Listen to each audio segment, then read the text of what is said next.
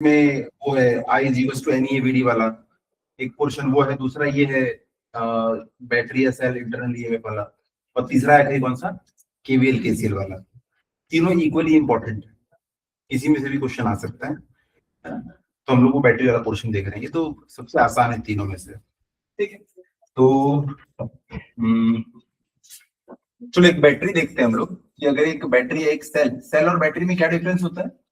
हाँ, जब बहुत सारे सेल को मिला देते तो बैटरी बन जाती है। तो यहाँ पे एक सेल है लेकिन बार बार इसको बैटरी बोलेंगे हम लोग।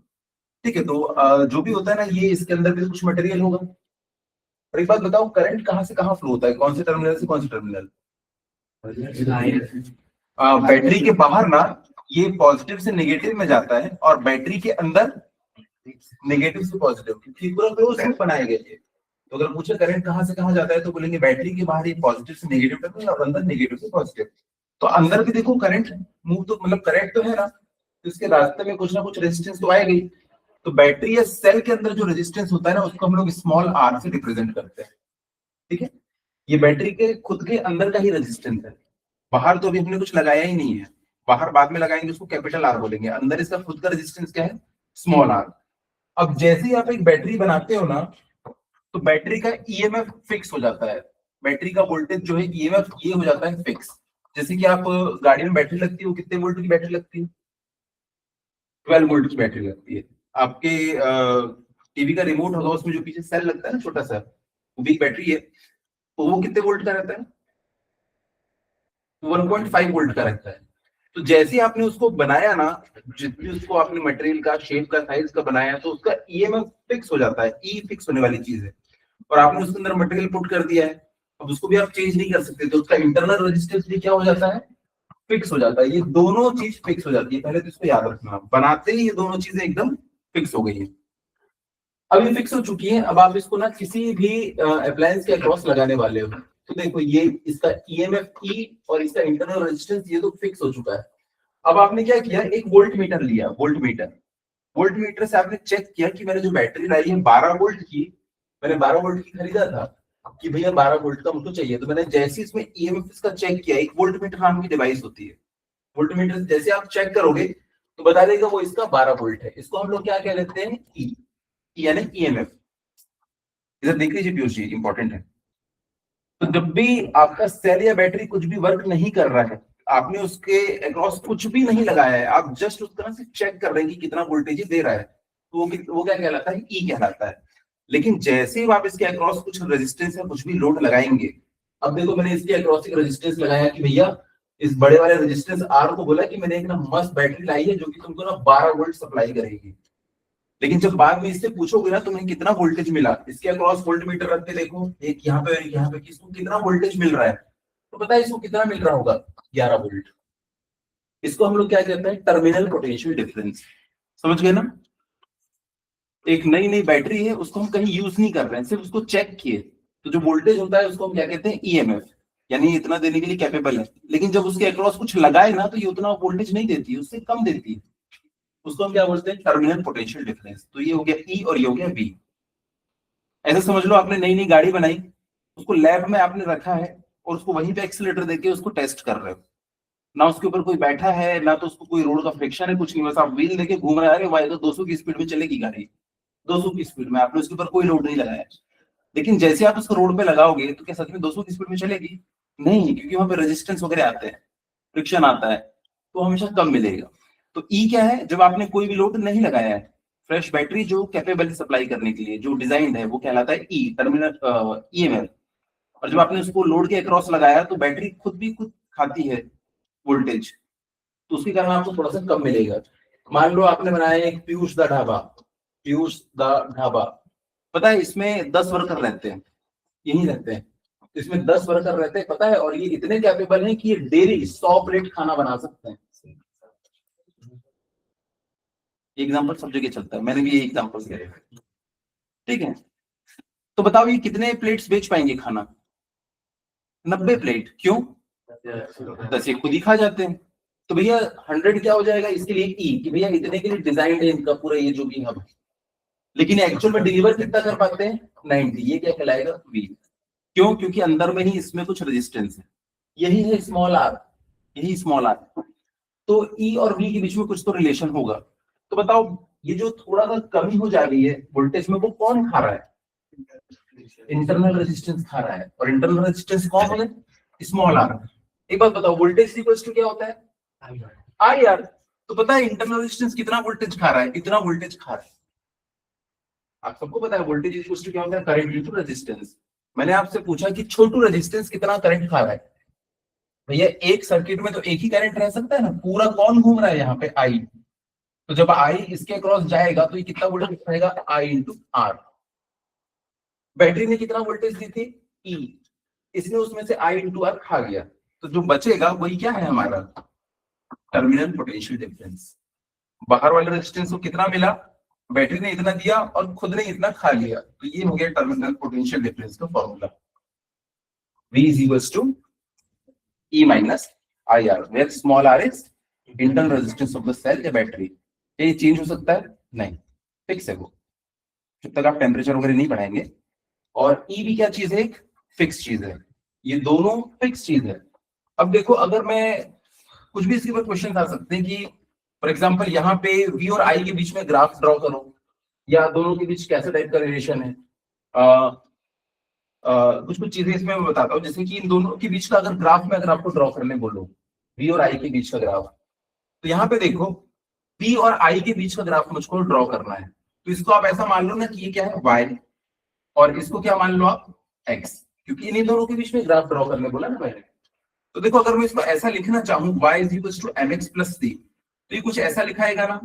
b इज इक्वल्स टू, बताओ क्या लिखाएगा? ये वाला टर्म पहले लिखाएगा, तो minus x i, sorry r i plus e. देखो ये हो गया हमारा क्या? y, और ये क्या हो गया हमारा? x। तो देखो y is equals to mx plus c, ऐसे टाइप का दिखता है ना। इसका इक्वेशन है ये, स्ट्रेट लाइन का इक्वेशन है ये। अगर इसको मैं ड्रॉ करूं इस लाइन को, तो कैसे ड्रॉ होगी ये?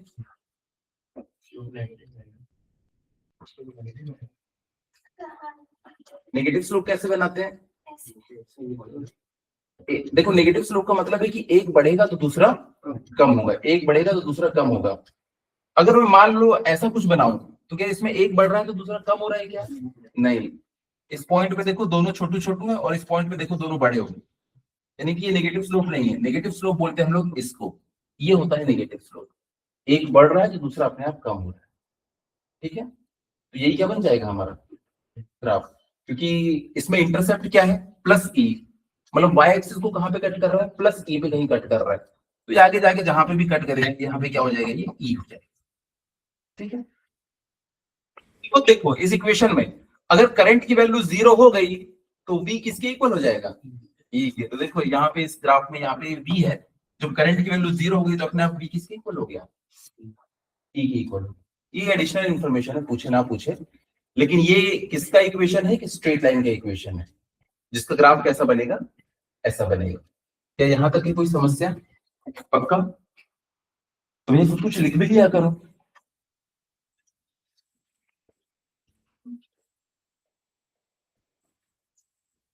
लिखेंगे v is equals to E minus I R, और v is equals to E plus I R. ये वाला फॉर्मूला कब लगाना है? हाँ, जब बैटरी ना डिस्चार्ज हो रही है। डिस्चार्ज बोलने का मतलब है इसके अक्रॉस आपने ना कोई रेजिस्टेंस वगैरह लगा के रखा है, तो अपना वो बैटरी उसको सप्लाई कर रही है करंट। लेकिन जब आप बैटरी को चार्ज करेंगे ना, तब आपको ये लगाना है।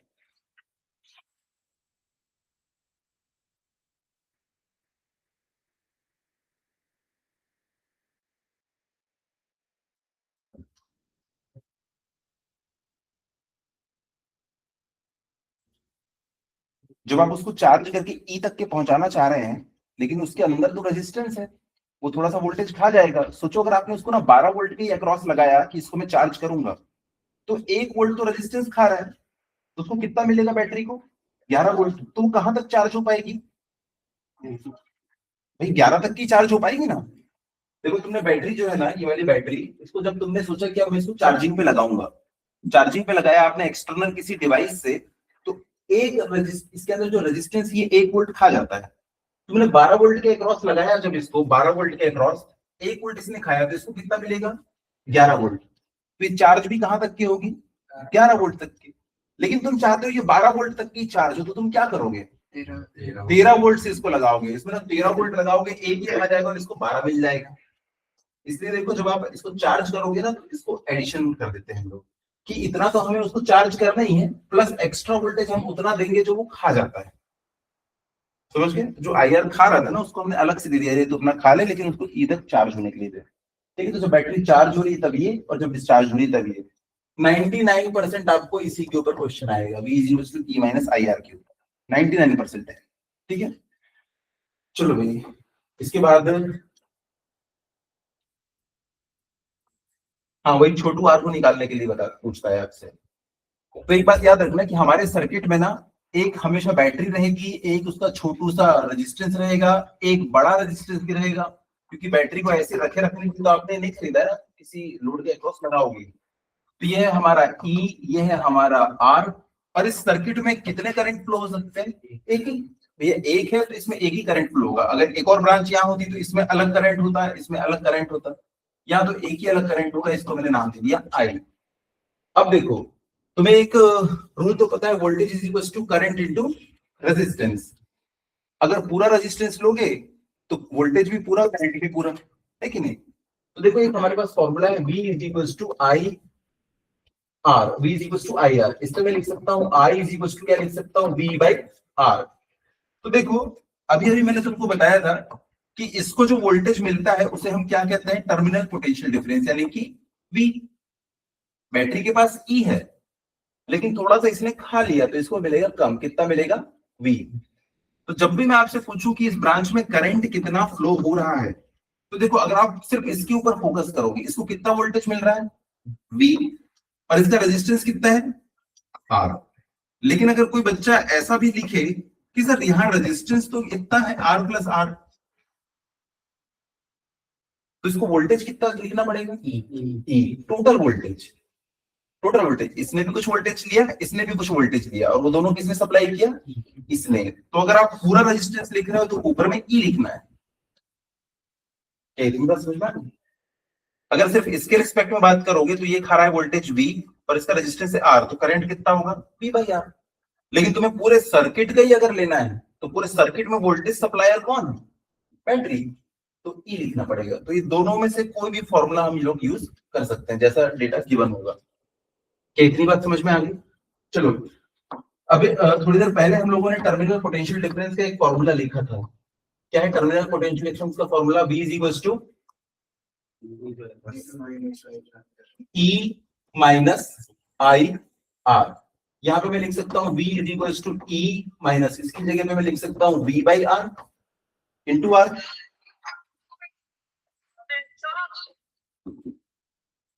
अब V वाले टर्म को उस साइड लेके जाता हूं, तो क्या बन जाएगा? ये V plus V by R into R is equal to E। इसको हम लोग V को अगर मैं कॉमन निकाल लूं, V को अगर मैं कॉमन निकाल लूं तो क्या बच जाएगा? 1 प्लस R बाई आर। नहीं,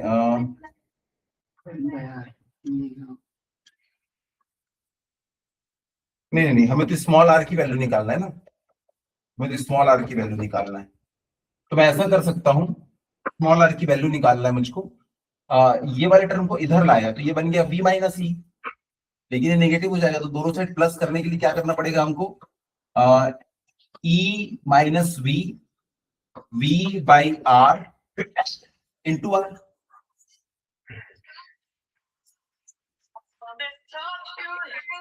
ये देखो, ये वाले टर्म को मैं इस साइड उठा के ले आया तो ये बन गया पॉजिटिव, और इस वाले टर्म को उधर ले गया तो ये बन गया नेगेटिव। अब मुझे यहाँ से स्मॉल r निकालना है, तो मैं क्या करूंगा? इनको उस तरफ भेज दूं। तो small r is equal to E minus V, पहले से था, ये r ऊपर चला जाएगा और ये r नीचे आ जाएगा, सॉरी V नीचे आ जाएगा, V नीचे।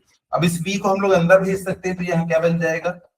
EV minus 1 into R. ये फॉर्मूला भैया, इसको ना रट लेना, इसका डेरिवेशन वेरिएशन याद होना हो ये फॉर्मूला तो पहले रटा रटाया रहना चाहिए।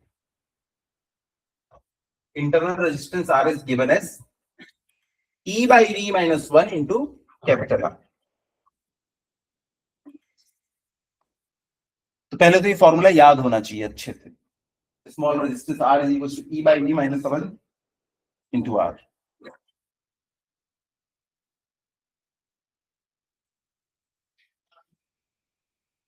तो देखो अभी तक हमने दो फॉर्मूले देखे, एक था V is equals to E minus IR और दूसरा था small r is equals to E by V minus 1 into capital R।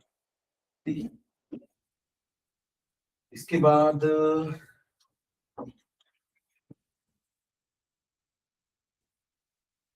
अच्छा, एक बैटरी कितना वर्क करती है, कितना पावर, ये भी ना कई बार पूछता है। तो यदि एक हमारी बैटरी है,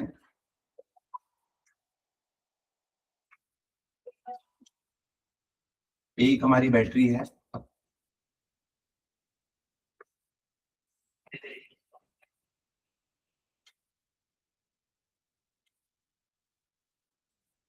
ये जो बैटरी है इसमें क्यू चार्ज पर सेकेंड फ्लो हो रहा है, इतने टाइम में चार्ज फ्लो हो रहा है।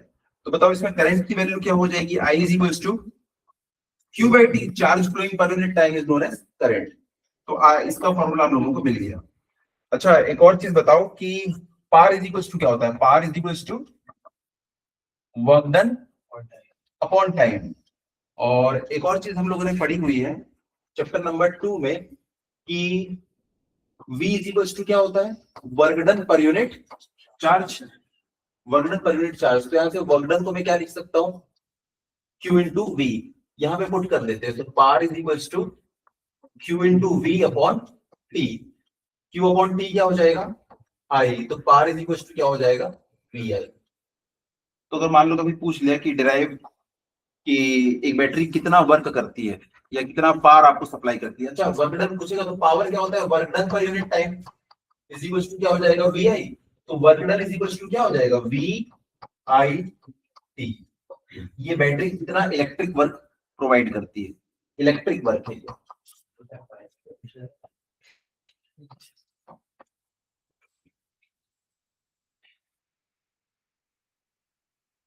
ये इलेक्ट्रिक वर्क।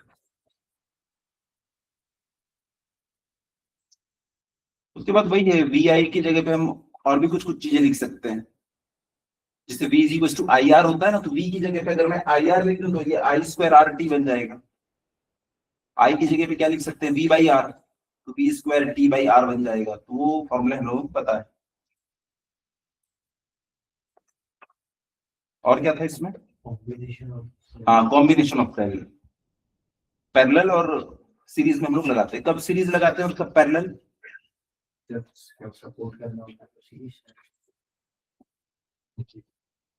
नहीं नहीं कुछ और था इसका, इंटरनल रेजिस्टेंस और एक्सटर्नल रेजिस्टेंस के टर्म्स में था। जब ये बड़ा होता है तब हम ऐसे लगाते हैं, जब ये बड़ा होता है तब हम ऐसे लगाते हैं। चलो लगा के देख लेते हैं कि मान लो यहाँ पे मैंने ना कुछ बैटरी लगाई,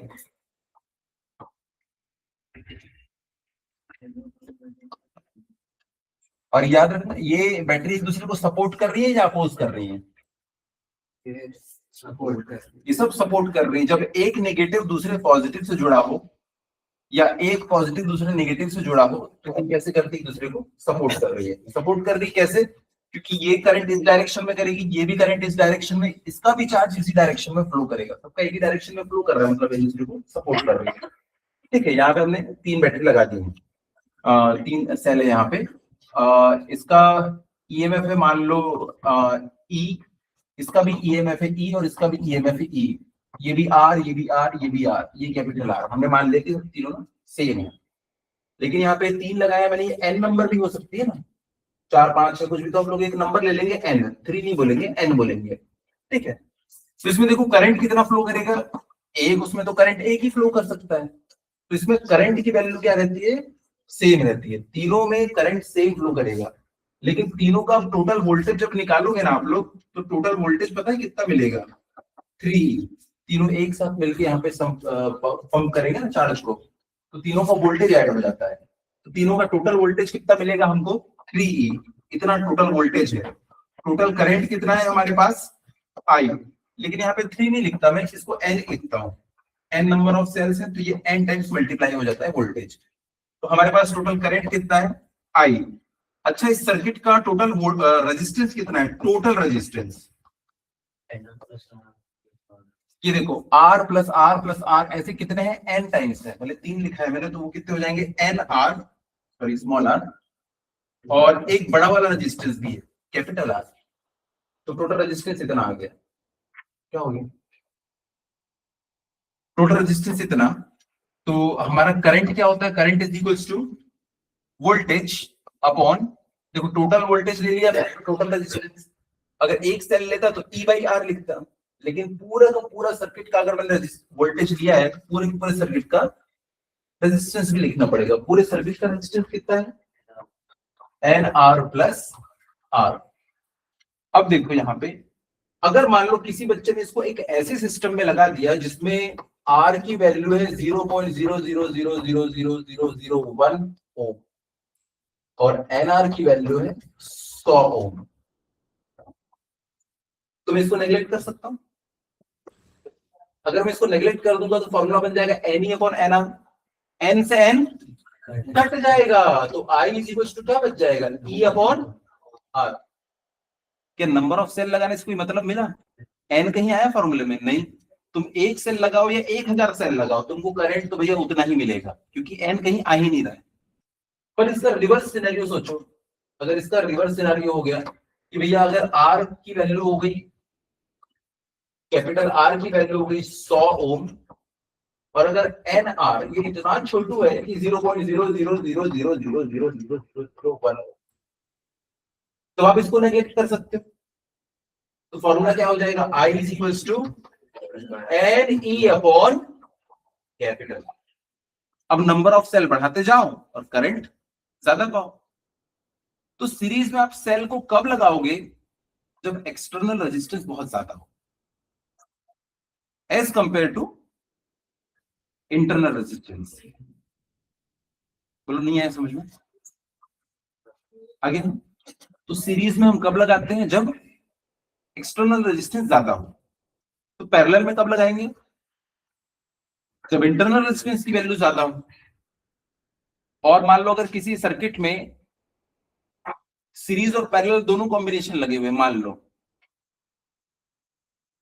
तो उसमें इंटरनल रेजिस्टेंस ज्यादा होगा कि एक्सटर्नल रेजिस्टेंस, दोनों इक्वल होंगे। भाई दोनों का फायदा उठाना है अब, ठीक है, वैसे क्वेश्चन नहीं पूछेगा पर ये, तो ये सीरीज वाला सिस्टम समझ में आ गया पक्का ना। तो लिख लेना उसमें, series combination of cell is used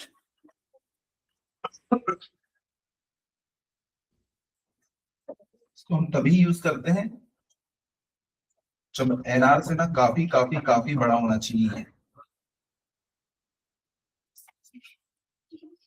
कहीं देखियो सीरीज में सेल लगे हुए, हमारे रिमोट में लगते हैं, चाहे टीवी का रिमोट हो चाहे एसी का रिमोट। लेकिन सर मैंने तो उसमें आजू बाजू देखी है पैरेलल पैरेलल, वो पैरेलल नहीं होते, वो सीरीज में होते हैं।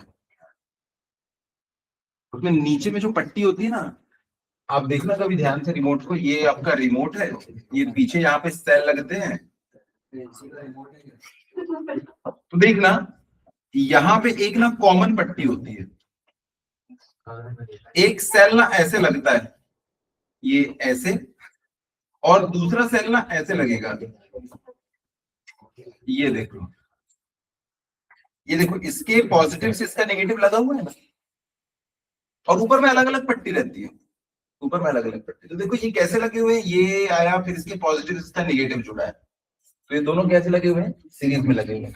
हाँ उसमें देख सकते हो रिमोट में, वैसे दिख जाता है, एक साइड स्प्रिंग लगी रहती है, एक साइड फ्लैट रहता है। तो अगर आपको कंक्लूजन पूछूं मैं, तो हमारे एसी के या टीवी के रिमोट का जो सर्किट है उसका रेजिस्टेंस ज्यादा है या बैटरी का इंटरनल रेजिस्टेंस ज्यादा है। आपने सीरीज में लगाया है, इसका मतलब इंटरनल कम होगा, एक्सटर्नल सर्किट का रेजिस्टेंस उसमें ज्यादा होगा। ठीक, अब ऐसी पैरेलल वाला निकाल लेंगे, पैरेलल वाला रिमोट में है तो चालू कर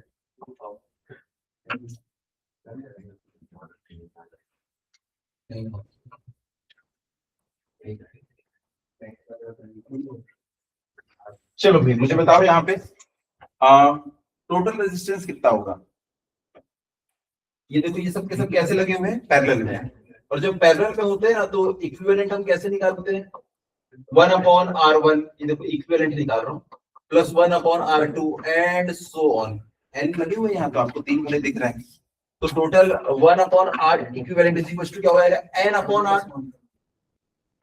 ये कितनी बार लिखा हुआ है, n टाइम्स लिखा हुआ है ना, तो N/R।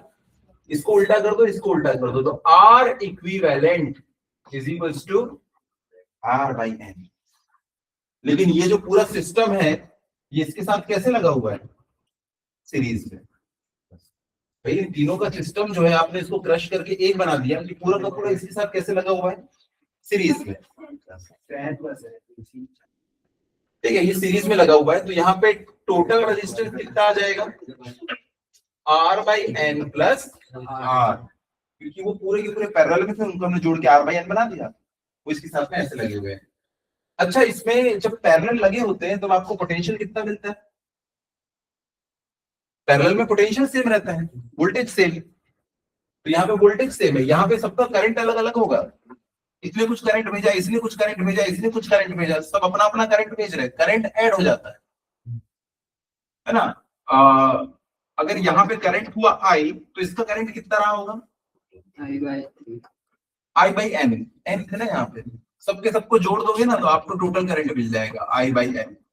तो इन सब में मिलकर करंट ऐड हो जाता है, लेकिन इसमें वोल्टेज क्या रहता है, सेम। तो इस बार वोल्टेज सेम रहता है, वोल्टेज E रहता है। तो बताओ वोल्टेज E आप कैसे निकालेंगे, E इज इक्वल्स टू, या I करंट, करंट कैसे निकालेंगे, current, current is equals to total voltage कितना है E, और ये कितना है नीचे में, R/N प्लस R। चलो एक ऐसी कंडीशन लिया मैंने कि इसको हमने नेग्लेक्ट कर दिया, R को, R बहुत छोटा है, तो कैपिटल R को जैसे आपने नेग्लेक्ट किया तो E अपॉन क्या हो जाएगा, R/N, N ऊपर चला जाएगा। देखो N आ गया ना फॉर्मूले में, जितना नंबर ऑफ सेल बढ़ेगा उतना ही ज्यादा करंट मिलेगा। तो इसको आप कब यूज करोगे, जब R/N की वैल्यू क्या होनी चाहिए, ज्यादा होनी चाहिए कैपिटल R से, तब आप पैरेलल में लगाओ। जब इंटरनल रेजिस्टेंस ज्यादा तब पैरेलल में लगा दो, जब एक्सटर्नल रेजिस्टेंस ज्यादा तो सीरीज में लगा दो। ये चीज तो याद रहनी चाहिए। मान लो वगैरह में पूछ लिया तो वहां पे क्या डिराइव करते रहोगे, सीरीज में कब, जब एक्सटर्नल रेजिस्टेंस ज्यादा।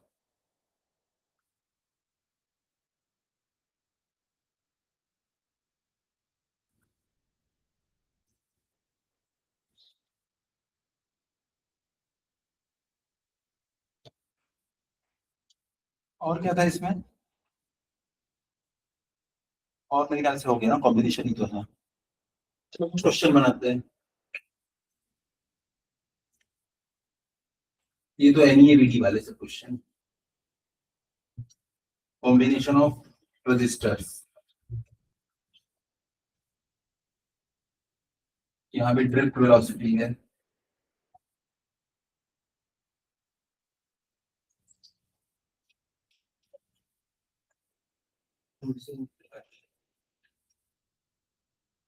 ओम्स लॉ,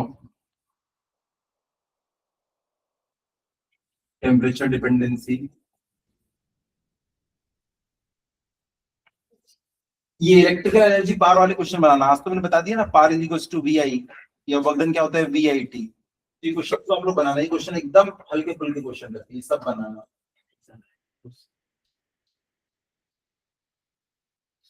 अब जैसे ये पूछा है 0.8 एम्पियर करंट फ्लो होता है, आई की वैल्यू दे रखा है, आर की वैल्यू दे रखा है, टी की वैल्यू दे रखा है, पूछ रहा है हीट, हीट क्या है, एनर्जी है, या है ना। भले मैंने W is equal to VIT बताया, बट वर्कडन क्या एनर्जी है, तो आप ऐसे लिख सकते हो, energy is equal to VIT। V की जगह पे IR रख सकते हैं हम लोग, वोल्टेज इज इक्वल टू क्या होता है IR, तो इसी फॉर्मूले को मैं क्या लिख सकता हूँ, I स्क्वायर RT। ठीक है, एक और चीज,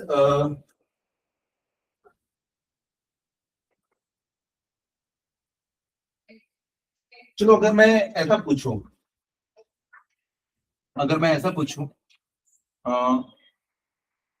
चलो E इज इक्वल टू, सबसे बेसिक फॉर्मूला क्या है हमारे पास, VIT। अगर मैं आपसे बोलूं कि अगर मैंने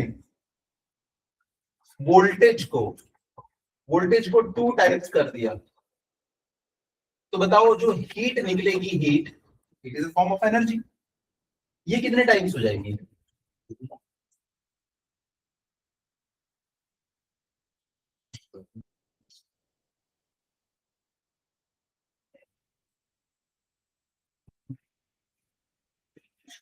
कितना आसान क्वेश्चन है, बोर्ड पे लिखा हुआ है, उसके बाद भी सर उसको तो रिप्लेस कर दो। किस किस को लग रहा है कि हीट भी डबल हो जाएगी? किसी के मन में ऐसा ख्याल आ रहा है? इसको यार, तो आंसर बताओ कितने टाइम्स होगी? सर उसमें कांस्टेंट है, हाई कांस्टेंट है। किसी भी सर्किट में आई कैसे कांस्टेंट रहेगा? कांस्टेंट कौन रहता है उसका? रेजिस्टेंस। तो देखो यहाँ पे मैं क्या करूंगा, V की जगह पे क्या लिखूंगा, IR, या I की जगह पे क्या लिख सकते हैं हम लोग, V/R। इसकी जगह पे मैं V/R लिख देता हूं, एक V पहले से, ये क्या बन जाएगा, V² T/R। सेम टाइम तक के मैंने इसको जलाया था, लिखा होगा क्वेश्चन में, लेकिन वोल्टेज को डबल कर दिया था। अब बताओ कितना फर्क पड़ेगा? 4 टाइम्स। तो हीट और ये, इन दोनों के बीच रिलेशन कैसा रहेगा, E is directly proportional to square of voltage. Similarly, E proportional to I square. V की जगह पे IR रख के देखो, I²RT मिलेगा। तो मान लो क्वेश्चन ऐसा पूछ लिया कि हमने वोल्टेज को डबल कर दिया, तो बताओ हीट, तो बच्चों के दिमाग में यही आता है, अरे heat is equal to VIT पढ़ा था मैंने, तो ये भी डबल हो जाएगा। तो इस टाइप के क्वेश्चन के लिए तो तैयार है। इसमें भी मुश्किल है।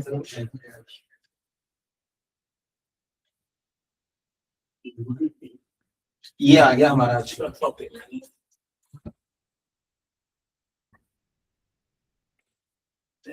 छोटे क्वेश्चन बनाए कि बड़े क्वेश्चन बनाए? ठीक है, चलो जो खुल गया उसको बना लो, फिर बड़े क्वेश्चन बनाते। Battery of EMF this much 12 volt and internal resistance point, देखो 2025 का क्वेश्चन है, अभी 2025 अभी भी खत्म हुआ है। सोचो इस एग्जाम में बैठे होते तो ये बनता कि नहीं बनता। बनाओ इसको। चलो 12 वोल्ट क्या है इसका, उसको सिंबल से बताओ। V E है, EMF लिखा हुआ है ना, EMF यानी E, टर्मिनल पोटेंशियल डिफरेंस लिखा होता तो वो V था, वो तो लिख के दे रहा है इलेक्ट्रोमोटिव फोर्स E। तो ये इस क्वेश्चन में E की वैल्यू हमको दे रखी है,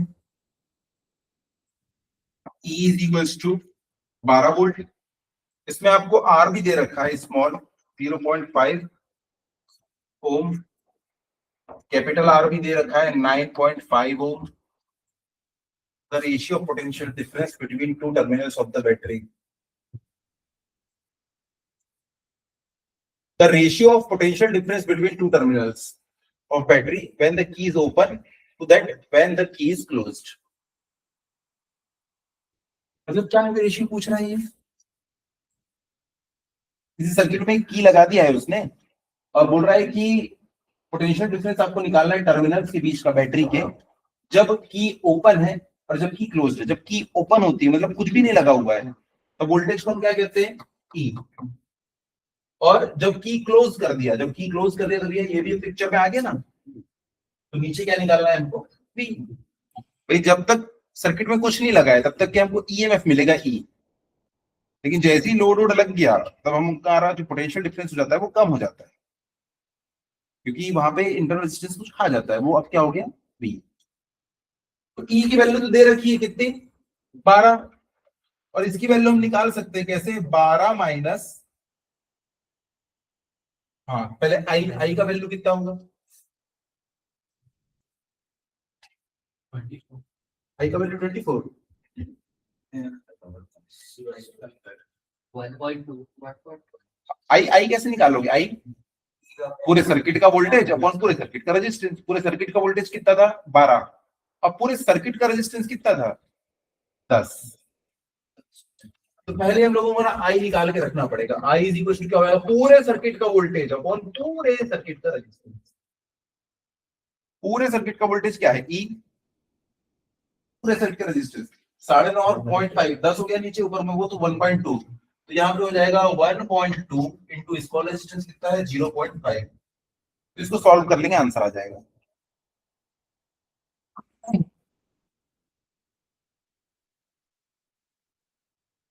अच्छा एक मिनट रुको, एक मिनट रुको, इस क्वेश्चन को सॉल्व करने की जरूरत थी क्या? ई बाई वी, ई तो हमेशा ज्यादा होता है। चार ऑप्शन देखो, देख निहारो।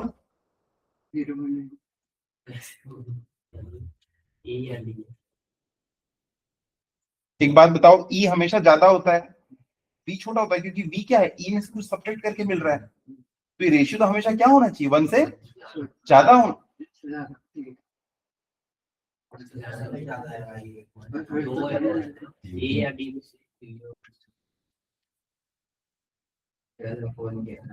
हाँ, तो देखो ना तो सी हो सकता है ना तो बी हो सकता है, ए या डी, अगर तुक्का भी लगाना है तो। नहीं, वो आप लोगों को सॉल्व करना है, मैथ भाई मैं फिजिक्स बता दिया, मैथ सब आप लोग को लगाना है। हाँ देख लेना इसका आंसर क्या है, सही में सॉल्व करूं इसको।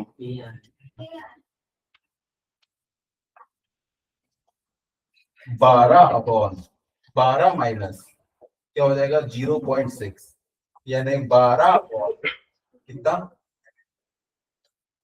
11.4।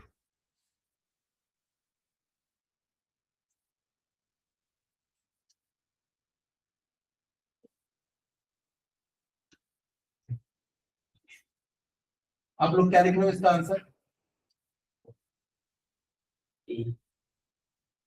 ए या डी?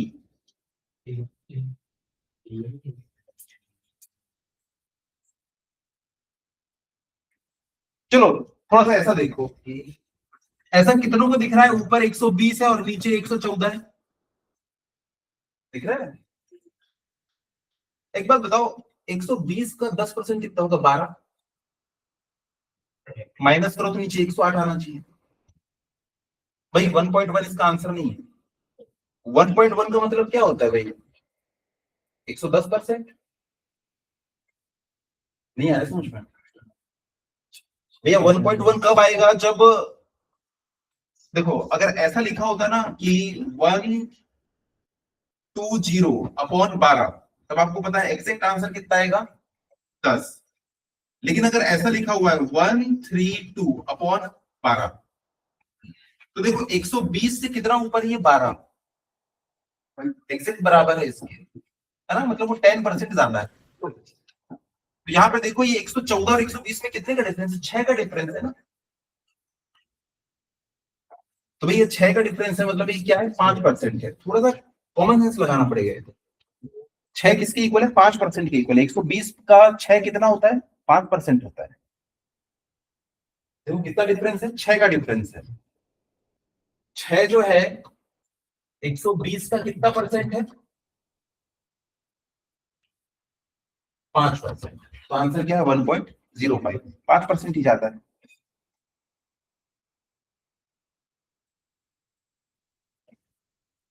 और सेल ऑफ ई इज फलाना निकालना, ये आप लोग बना लोगे इसको। आंसर क्या है इसका, डी, ई बाई वी -1 था ना, ये कर जाएगा ई by we -1। In a DC circuit, the direction of current inside the battery and outside the battery, inside कहाँ होती है, नेगेटिव से पॉजिटिव, फिर बाहर पॉजिटिव से नेगेटिव। तो आंसर क्या हो जाएगा, ए और बी तो नहीं हो सकता, नेगेटिव टू पॉजिटिव एंड सी हो जाएगा आंसर। एक सेल का इंटरनल रेजिस्टेंस आर है, connected across external resistance R, can supply maximum current. Maximum current कब मिलेगा, जब रेजिस्टेंस वैल्यू एक्सटर्नल 0। भाई पूरे सर्किट का रेजिस्टेंस कम होगा तभी तो मैक्सिमम करंट मिलेगा। A cell of CMF R are connected to across the resistor. Plot the graph variation V across the resistor as a function of R. हाँ चलो ये वाला बनाते हैं हम लोग। देखो V इज इक्वल्स टू क्या होता है, V is equals to V is equals to E minus I R. इसको मैं ऐसा भी लिख सकता हूं, V is equals to, हाँ चलो एक बात बताओ, इस सर्किट में मैंने करंट के दो फॉर्मूले बताए थे, एक था क्या, I is equals to V by R. भाई रेजिस्टेंस के अक्रॉस तो हमको V मिलता है ना। अब बताओ इस सर्किट का अगर मैंने रेजिस्टेंस बढ़ा दिया तो करंट कम हो जाएगा, और अगर सर्किट का करंट कम हो गया तो V की वैल्यू अरे बढ़ जाएगी। पहले ये 10 था, E में से एक बड़ी वैल्यू माइनस हो रही थी, लेकिन अगर ये 5 हो गया तो E में से एक छोटी वैल्यू माइनस होगी, तो V की वैल्यू बढ़ गई। तो जब जब रेजिस्टेंस बढ़ेगा तब तब करंट कम हो जाएगा सर्किट का, और अगर सर्किट का करंट कम हो गया तो जो बैटरी का इंटरनल रेजिस्टेंस था वो कितना वोल्टेज खाता है, IR, तो वो कम वोल्टेज करंट खा पाएगा। तो जब जब सर्किट में रेजिस्टेंस बढ़ता है तब तब करंट कम होता है और वोल्टेज बढ़ जाता है। तो एक बात बताओ, R और V में कैसा रिलेशन है यहाँ, डायरेक्टली प्रोपोर्शनल है। V और R डायरेक्टली प्रोपोर्शनल है, रेजिस्टेंस तुम बढ़ाते जाओ तो तुमको टर्मिनल पोटेंशियल डिफरेंस ना ज्यादा मिलते जाएगा, टर्मिनल पोटेंशियल डिफरेंस। कितनी बात समझ में आ गई, पक्का? तो डायरेक्टली प्रोपोर्शनल है तो ग्राफ कैसा बन जाएगा, एक स्ट्रेट लाइन, आपको पता है।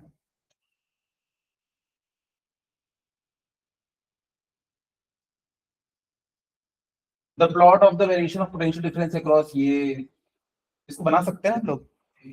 चलो इसमें एक बड़ी अच्छी इंफॉर्मेशन मिलती है, इससे कोई एक इंफॉर्मेशन बताओ मुझे इसे देख के। थोड़ी देर पहले मैंने डिस्कस की थी जब ये ग्राफ हमने बनाया था। हाँ, E की वैल्यू की बने, कितनी है E की वैल्यू 6, क्योंकि ना बच्चे जानते हैं कि sir V is equals to ना E माइनस आई आर होता है, ठीक है। जब करंट की वैल्यू हो गई 0 तब वोल्टेज कितना मिल रहा है मुझको, 6, तो E की वैल्यू कितनी है, 6। समझ पा रहे हैं? और दूसरी चीज, जब इसकी वैल्यू हो जाती है 1 एम्पियर तब V की वैल्यू हो जाती है 0।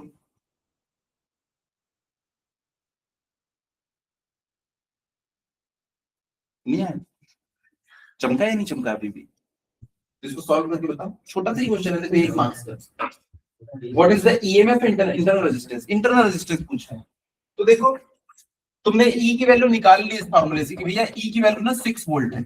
अब उसने स्मॉल r पूछा है, small r is equal to क्या होता है, E by V minus 1 into r, या इससे बेटर ये V is equal to E minus I R. देखो जब इसकी वैल्यू हो जाती है 1 तब इसकी वैल्यू हो जाती है 0, और ये तो फिक्स चीज है, माइनस जब करंट की वैल्यू देख लो 1 एम्पियर हो गई है तो वोल्टेज अपने आप 0 हो गया है, और इसकी वैल्यू तो तुम पहले ही निकाल चुके हो, तो स्मॉल आर आ जाएगा, ठीक है। ग्राफ वाले क्वेश्चन तो सबसे आसान होते हैं, सबसे आसान।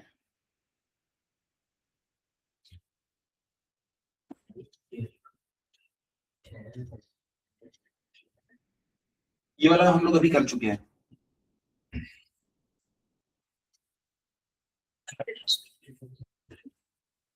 ये वाले क्वेश्चन बड़े आसान है भाई। V is equal to E minus I R पे दो इक्वेशन बनेगी, आराम से आ जाएगा। दो अलग अलग सिनेरियो दे रखा है। A cell of EMF E and interest are connected to a variable. Draw the plot showing the variation of, ये देखो V और with R। V with R कैसा आया था अभी थोड़ी देर पहले, दोनों डायरेक्टली प्रोपोर्शनल है। V with current I in the circuit, circuit का करंट बढ़ेगा तो V की वैल्यू कम होती है सर्किट में।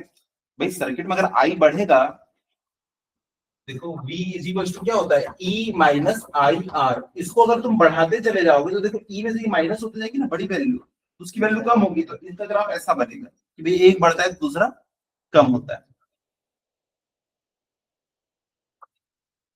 बड़े क्वेश्चन बनाने बोल रहे हैं साहू जी।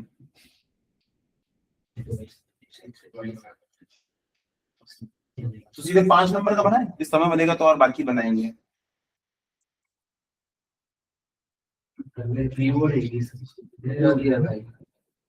Define electrical conductivity of a wire, इसको हम लोग बना लेंगे। किससे रिप्रेजेंट करते थे कंडक्टिविटी को?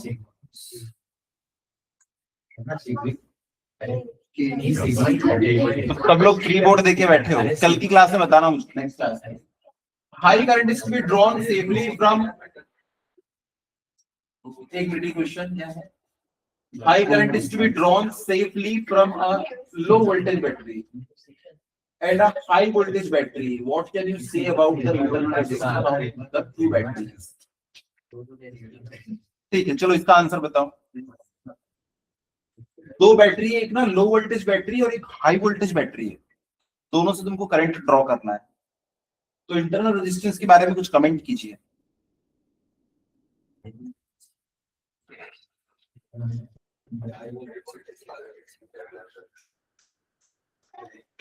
अगर वोल्टेज आएगा तो इंटरनल रेजिस्टेंस कम होगी।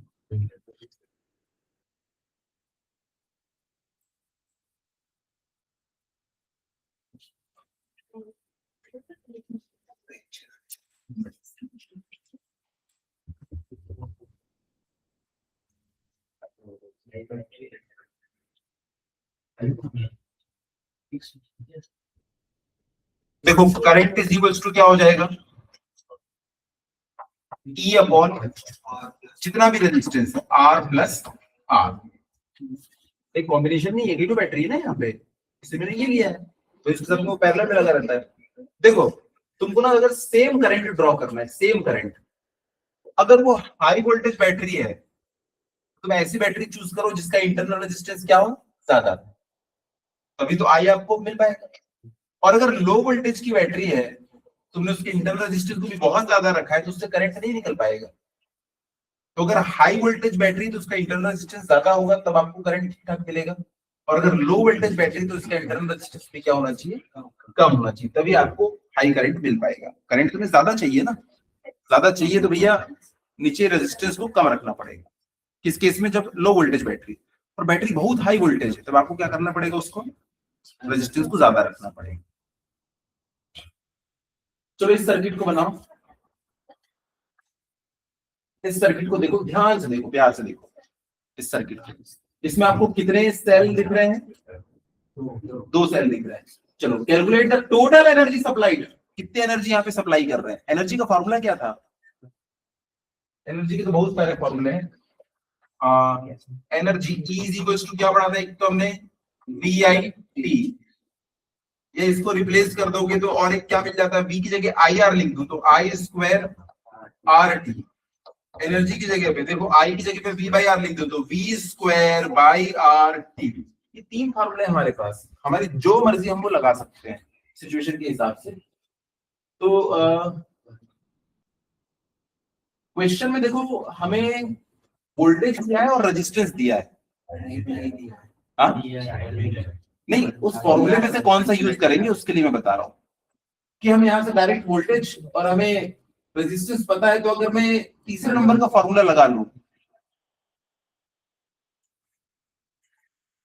ये जिनको डिवाइड करना पसंद नहीं है तो फिर वो कोई सा भी लगा सकते हैं, करंट भी निकाल सकते हैं। चलो जल्दी से जल्दी बनाओ।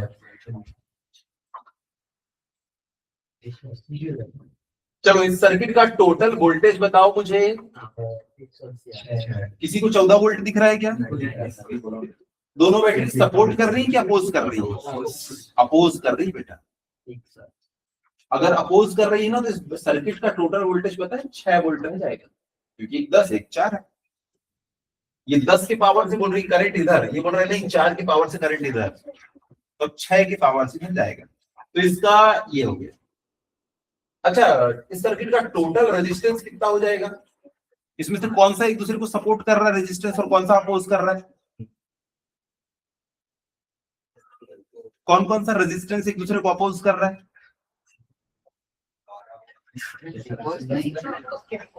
क्या सर, ये हमने पहली बार सुने बोलना रेजिस्टेंस, कोई सारे रेजिस्टेंस एक ही काम करते हैं। कौन सा ब्रेकर अपोज करता है, सपोर्ट करता है, ऐसा बोलना तो बेबुजुल है ना भाई। सीधा 1 + 2 + 6 + 3 कितना हो जाएगा? 6 4 10, 6 3 9 3 12, रेजिस्टेंस हो गया 12। अब तुम अच्छा, ये ईएमएफ है भैया, वो एनर्जी वाला ई है उधर, नहीं तो बोलेंगे वो सर वोल्टेज ऐसा कैसे हो गया ईएमएफ, वो एनर्जी वाला ई है। तो इस सर्किट का करंट कितना हो जाएगा? इस सर्किट का करंट 6/12 यानी कि 0.5 एम्पियर। अब देखो तीनों चीजें तुम्हारे पास में, मैं ना इस ई को ना वी लिख देता हूँ, तो बच्चा बोलेगा कि सर ई जब आ है पहले से 6 वोल्ट, तो वहां क्या निकाल रहे हो? इसलिए भैया ये वोल्टेज है, वोल्टेज। तो देखो वी आर आई सब कुछ पता है, और टाइम हमको दे रखा है 1 मिनट, उसको सेकंड में कन्वर्ट कर लेना, क्योंकि ऐसा यूनिट का हमको खेलना है। तो टाइम दे रखा है हमको 60 सेकंड। तो देखो उनमें से कोई सा भी फॉर्मूला यूज कर लो भाई, वी आई टी, जो मन करे वो लगा लेता।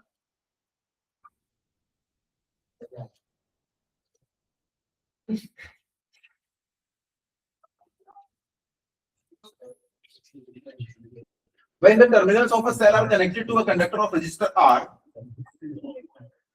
an electric current flows through the circuit. The electrolyte of the cell also. अरे ये कहानी वाला क्वेश्चन, ये कहानी वाले क्वेश्चन बन जाते हैं, बड़े आसान रहते हैं, इसको बनाना ठीक से।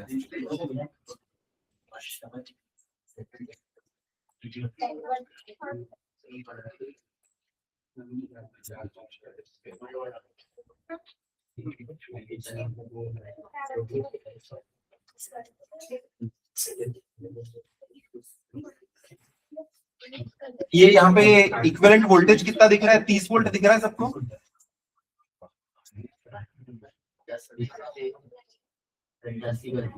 10 तो बिल्कुल नहीं है आंसर। हाँ 190 है। हाँ वो 200 है, वो 10 है, तो कितना हो जाएगा? 190, क्योंकि अपोज कर रहा है। सर्किट का वोल्टेज पता है, सर्किट का रेजिस्टेंस पता है, क्या पूछा है? करंट। कितना वाहियात क्वेश्चन है। देखो दो सेल है, ईएमएफ 1.5 वोल्ट और 2 वोल्ट का, हैविंग इंटरनल रेजिस्टेंस इतना और इतना respectively are connected in parallel. Calculate the EMF and internal resistance of the equivalent cell. कैसे बनाओगे इसको?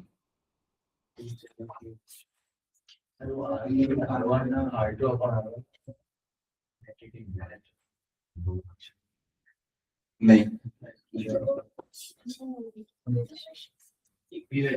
ये क्वेश्चन बहुत अच्छा क्वेश्चन है। मैं एक छोटा सा डेरिवेशन करवाऊंगा, उसको भी याद रख लो, और उसका रिजल्ट तो ना एकदम अच्छे से याद रखना, क्योंकि क्वेश्चन कई बार रिपीट होते हैं।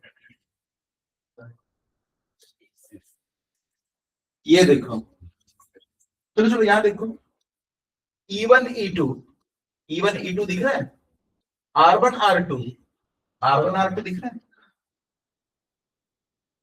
E1 E2 R1 R2 दिख रहा है। और आगे देखो,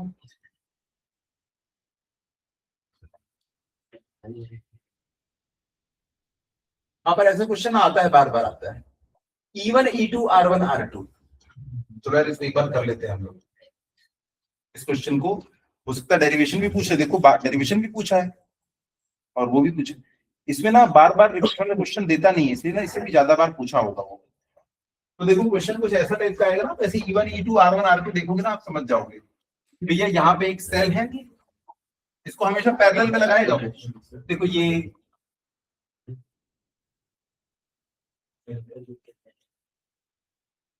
देखो, ये ऐसे पैरेलल में लगा दिया हमने। ये है E1, ये है R1, ये E2, ये है R2। फिर बच्चा बोलेगा सर आपको कैसे पता चला कि इसका वो ऐसा ही हो सकता है, या ऐसा भी तो लगा सकता था। तो हम ऐसे करके सॉल्व करते हैं। आखिरी में मैं बता दूंगा कि अगर ऐसा करके मान लो क्वेश्चन में दे दिया, तो आप कैसे करोगे? एक जगह बस प्लस की जगह माइनस हो जाएगा बस, ठीक है। तो चलो भाई, ये एक सेल है, इसने कुछ अपना करंट निकाला होगा, ये तो फ्री है कुछ करंट निकालने के लिए। कितना था वो करंट? I1। और नीचे वाला भी फ्री है अपना करंट निकालने के लिए, उसने भी कुछ करंट निकाला, कितना, I2, क्योंकि ये दोनों देखो सेपरेट सेपरेट अपना अपना करंट निकालेंगे, लेकिन टोटल करंट फिर कितना हो जाएगा, I। और केसीएल का यूज करके मुझे बताओ यहाँ पे मैं क्या लिखूं, I is equal to I2 minus I1 या I1 माइनस I2, प्लस होगा, एक ही जन जाग रहा है क्लास में, I is equal to I1 plus I2, इतनी चीज क्लियर है, पक्का।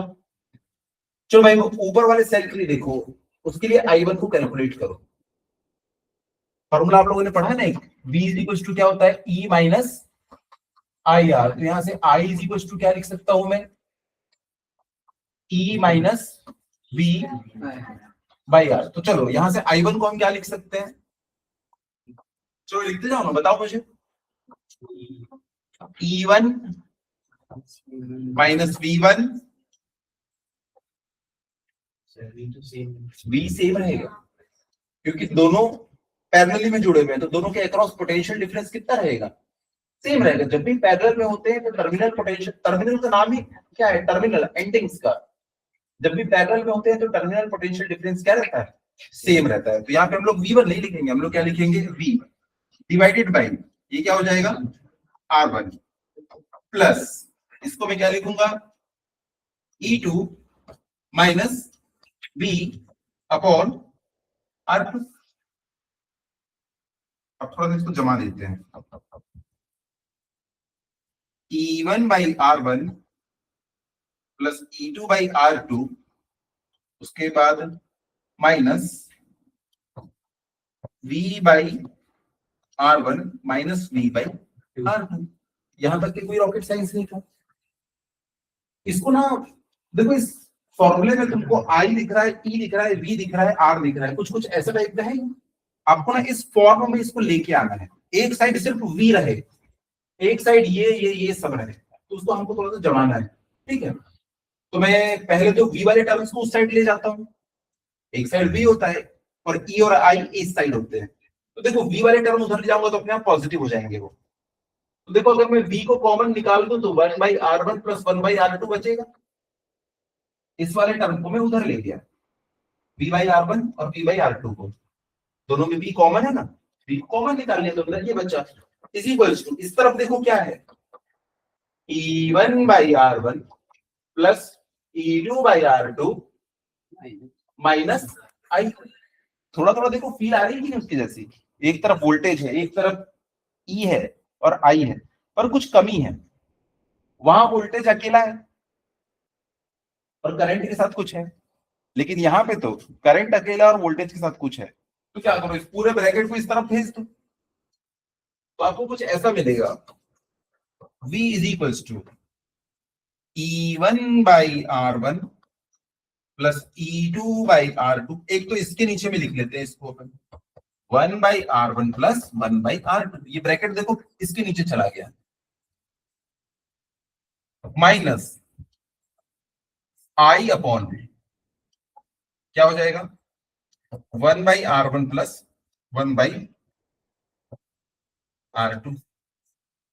थोड़ा थोड़ा फील आ रहा है उसके जैसे, लेकिन यार चलो इसको तो मैं इक्विवेलेंट ईएमएफ मान लूंगा, जो भी यहाँ पे होता है वो एक कांस्टेंट चीज होती है। मैंने बताया था ना, जैसे आप बैटरी बनाते हो तो क्या क्या फिक्स हो जाता है उसका, ई और आर, तो देखो ई और आर फिक्स, तो ये सारी चीजें कांस्टेंट मिलके इसको एक कांस्टेंट बना देगी, यही क्या है, इक्विवेलेंट ईएमएफ। लेकिन यार रेजिस्टेंस तो वहां पे ऊपर में दिखता था हमें, इसको थोड़ा सा जुगाड़ लगाओ, देखो इधर जाएगा R1, इधर जाएगा R2, ऊपर R1 प्लस R2, नीचे R1 R2, वो ऊपर चढ़ जाएगा, तो कैसा बन जाएगा, R1 R2 upon R1 plus R2। देखो यहाँ पे ऐसा दिखाई देगा आपको, R1 R2 upon R1 plus R2, दिख रहा है। तो ऊपर वाली इक्वेशन से आप वो करो, कंपेयर करो, तो ये हो गया V, ये हो गया V, ये हो गया E, तो ये हो जाएगा पूरा का पूरा क्या, E इक्विवेलेंट। फॉर्मूला याद रखना पड़ेगा, और I के साथ जो कुछ भी लगा होता है वो क्या होता है, रेजिस्टेंस। तो ये पूरा का पूरा टर्म क्या है, R इक्विवेलेंट। और एक बात बताओ, जब भी पैरेलल में होते हैं रेजिस्टेंस दो तो तुम कैसे निकालते हो? मल्टीप्लीकेशन अपॉन, यहाँ क्या दिखता है? Multiplication upon addition. तो आर इक्विवेलेंट और ई इक्विवेलेंट। तो अगर डायरेक्ट क्वेश्चन पूछ ले, जैसे न्यूमेरिकल भी पूछे ना वैल्यू डाल के, तब क्या डिराइव करते रहोगे? आपको याद रखना पड़ेगा, है भी बहुत आसान है यार। जो ऊपर लिखा है उसी को नीचे लिख दो, ई को हटा के। E1 बाई R1 है, नीचे 1 अपॉन R1। इधर E2 बाई R2 है, उधर 1 बाई R2। फॉर्मूला इजी है, जो 2-3 बार पढ़ते हैं उनको याद हो जाता है ये। तो आपको E इक्विवेलेंट मिल गया, आपको R इक्विवेलेंट मिल गया। देखो डेरिवेशन हम कर चुके हैं। अब अगर डायरेक्ट क्वेश्चन पूछेगा तो तुम ना वहां डिराइव करते बैठे। अब इस वाले क्वेश्चन में देखो, calculate the EMF and internal resistance of the equivalent cell. इसमें आप इक्विवेलेंट का कैसे निकालोगे? आप डिराइव करोगे क्या? नहीं, सीधा फॉर्मूला पता है सर मुझे, E1 upon R1 plus E2 upon R2, पूरे के नीचे में 1 upon R1 plus 1 upon R2। इसमें तो डिराइव करके बोला है। इस वाले में फिर से वही लगाओगे, और जो जो ऐसा पूछते जाएगा उसमें वैसे ही लगाते जाओ।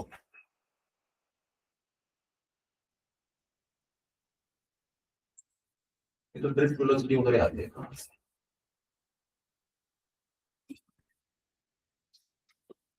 हाँ, एक और चीज कि अगर सेल, हाँ अगर आप सेल को उल्टा लगा दोगे तब करंट को आप ऐड नहीं कर सकते, तब करंट क्या होगा? सबट्रैक्ट। तो शुरुआत से ना माइनस माइनस माइनस माइनस, इधर पे आपको माइनस मिल जाएगा, खत्म। लेकिन वैसा क्वेश्चन नहीं पूछेगा। क्यों नहीं पूछेगा? वैसे में नुकसान है हमारा सर्किट बनाने में। देखना जितने भी क्वेश्चन पूछता है ना, सब में ऐसे ही पूछता है। मान लो भूले भट के पूछ रहे हैं, चुपचाप यहाँ माइनस कर देना, बात खत्म। इतनी बात समझ में आ गई? पक्का? तो कुछ क्वेश्चन और ट्राई करना, ये तो कल की क्लास पढ़ेंगे उसके बाद बनेगा ये क्वेश्चन। ये देखो फिर से V और R के बीच में, V और I के बीच में ग्राफ पूछ रहा है। 3 सेल है जिनका ईएमएफ है E। अच्छा एक और चीज, मान लो इसमें 3 सेल बोल देता है, ये 3 सेल, तो पता है क्या हो जाता है यहाँ आगे बताओ? लेकिन यहाँ पे R1 R2 R3 ऐसा नहीं हो जाएगा। यहाँ पे क्या करोगे? 1 upon R1 plus 1 upon R2 plus 1 upon R3। Equivalent resistance निकालना आता है ना पैरेलल में?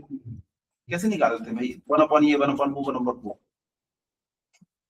यहाँ तो हमें 2 थे, जुगाड़ मिल गया इसलिए हमने ऐसा कर लिया है, वहां पे नहीं चलेगा। समझ में आ रहे हैं? 1 upon R1 plus 1 upon R2 plus 1 upon R3 ऐसे करके। क्या 3 वाला पूछेगा? बहुत ही कम चांस है भाई, पूछ सकता है वो। अभी तक नहीं पूछा है तो शायद पूछ ले भाई, वो मैंने बता दिया।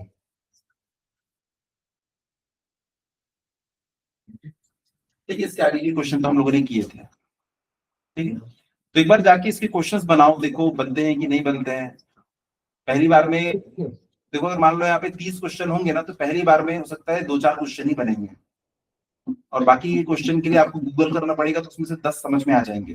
15-16 क्वेश्चन ऐसे रहेंगे जो नहीं समझ में आएंगे, जिसका सॉल्यूशन नहीं समझ में आएगा। उसके लिए मेरे पास आप आओ कि सर ये देखो इसका सॉल्यूशन समझ में नहीं आ रहा है ना। वो 15 क्वेश्चन वो मुझसे समझो, बाकी के 10 आप देख के गूगल से बनाओगे ना, वो आपकी अर्निंग है कि भाई क्वेश्चन कैसे सॉल्व होता है करके, वो दिमाग में रिटेन होता है। कहानी कथा सुनने से नहीं होता है, कभी भी खुद से पेन चलाना पड़ता है ना। ठीक है, तो अच्छी क्लास यही ब्रेक करते हैं हम लोग। अच्छा, अगर मैं थर्सडे को क्लास नहीं ले पाया तो थर्सडे को एक टेस्ट रखेंगे उस टाइमिंग पे। ठीक है, थर्सडे को मैं उसका टॉपिक बता देता हूँ कि क्या क्या रहेगा उसमें। क्या डेट रहेगी उस दिन? 8।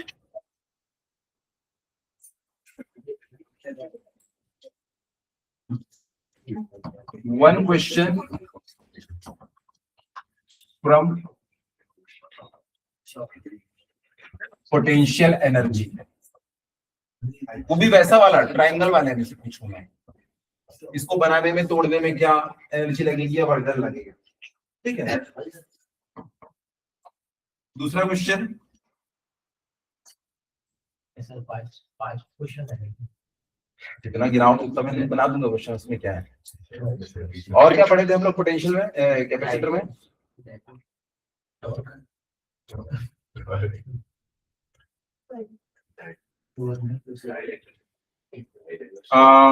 मैं ये पूछूंगा, derive potential energy, potential energy नहीं, पोटेंशियल,